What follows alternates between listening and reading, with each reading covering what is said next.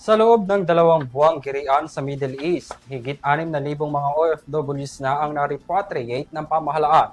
Bahagi nito ang mga nagpahayag ng kagustuhang ilikas sila. Napasok na ang kontrata at dependents ng mga OFW.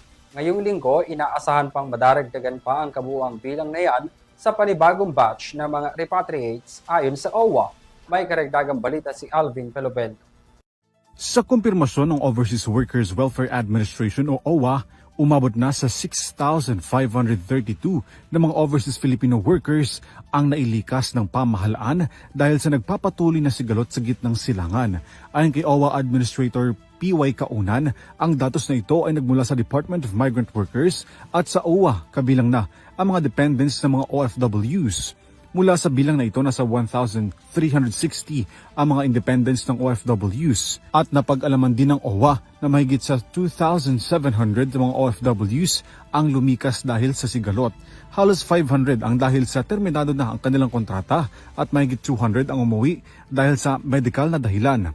Yung sa due to conflict, ito yung iba-iba ng dahilan nito, no? Hindi lang sa trabaho. Marami din kaming napapansin at naoobserbahan sa OWA kasama ang DSWD at DOH. Nagkakaroon sila ng trauma. Sa datos naman ng Department of Foreign Affairs, as of April 20, mula sa halos 1,500 na mga overseas Filipinos na humiling na mailikas, na sa 1,352 na ang nailikas ng DFA mula sa Gulf Nation.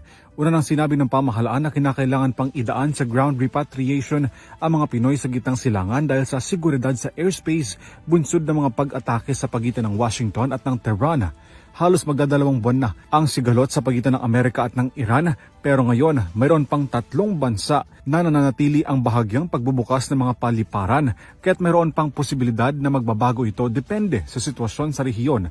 Inaasahan naman ng OWA na mayroon pang nasa halos 700 na mga OFW mula sa gitnang silangan ang nakatakdang dumating sa bansa sa mga susunod na araw sa pamamagitan ng charter flight na pinondohan ng pamahalaan. Inaasahan daw ng OWA na darating sa bansa ang susunod na batch ng mga repatriates ngayong linggo. Una na rin sinabi ni DMW Secretary Hans Leo Kakdak na nasa 2,000 pang mga OFW mula sa gitnang silangan ang nakatakdang dumating sa bansa. Para sa EuroTV News, Alvin Pelobelio, sumasaludo sa bawat Pilipino.